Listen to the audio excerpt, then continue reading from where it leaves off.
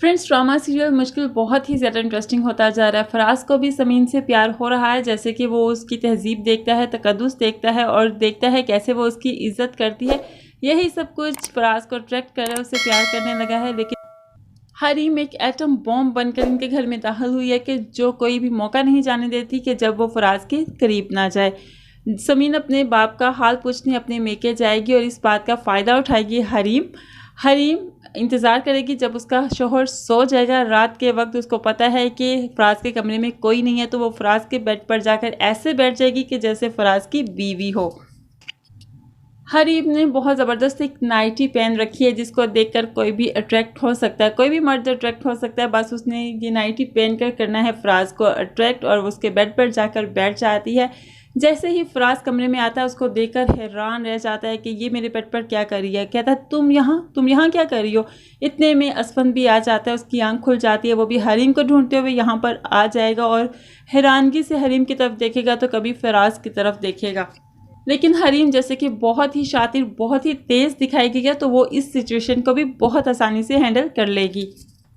दूसरी तरफ हम देखते हैं कि समीन अपने बाप की घर गई है उनका हाल पूछने। जैसे ही आरिफ को पता चलता है कि समीन अपने बाप की तरफ आई है, जैसे कि आरिफ वो घर छोड़कर जा चुका है, तो वो फ़ौरन ही उसके घर आ जाता है, बेल देता है। तो समीन दरवाज़ा खोलती है। तुम यहाँ पर क्या कर रहे हो।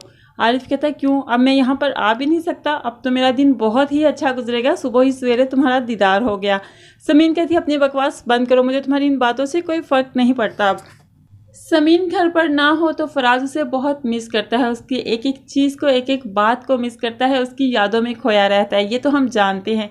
जैसे ही समीन अपने बाप के घर गई तो फराज का फ़ौरन पीछे से फ़ोन चला गया, मैं तुम्हें लेने आ रहा हूँ, तैयार हो जाओ। ये मौका आरिफ गनीमत जानता है और जल्दी से समीन के हाथ से फ़ोन छीनकर कहता है कि तुम और लड़कियों के साथ अय्याशियाँ करते फिरते हो और इसको भी फ़ोन करते हो, इसको भी रखा हुआ है और बाकी लड़कियों के साथ भी अपना टाइम गुजारते हो। आखिर तुम चाहते हैं क्या हो, तुम इसको धोखा क्यों दे रहे हो।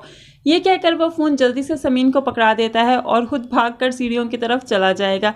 कहता है अगर ये तुम्हें अब लेने आ गया तो वाकई तुमसे प्यार करता है, अगर ना लेने आया तो वाकई ही तुम्हें धोखा दे रहा है। अब देखते हैं कि ये क्या करता है। समीन जो है उसकी तरफ देखती रह जाती है गुस्से से, लेकिन वो अब फराज से भी बात नहीं कर पा रही कि फराज भी बहुत गुस्से में है। यहाँ पर फराज बहुत ज़्यादा गुस्से में आ जाएगा, समीन से बहुत ज़्यादा लड़ाई करेगा कि क्या आरिफ वहाँ पर है, इसलिए तुम बार बार वहाँ पर चली जाती हो, तुम उसको अभी तक भूल नहीं पा रही और तुम मेरे साथ भी रहना चाहती हो और उसके साथ भी रहना चाहती हो, ये है तुम्हारा किरदार। इस पर उसकी किरदार कशी करेगा और उससे लड़ाई करेगा, जिस पर हरीम को बहुत ज़्यादा मज़ा आने वाला है। लेकिन चूंकि यहाँ पर हरीम ने फराज के नाक में दम करके रखा है, जब तक समीन घर में होती है हरीम फिर भी थोड़ा कंट्रोल में रहती है, लेकिन जब समीन घर से चली जाती है तो हरीम के तो सारे पुर्जे खुल जाते हैं। इस बात के लिए फराज बहुत परेशान है क्योंकि उन दोनों भाइयों के दरमियान में आए दिन लड़ाई होती है और वो हरीम की वजह से होती है।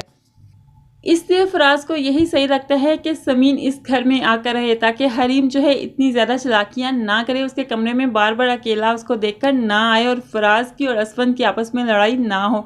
फराज अपने घर में सुकून चाहता है, अमन चाहता है, इसलिए वो समीन को वापस ले आता है ताकि हरीम अपनी हद में रहे।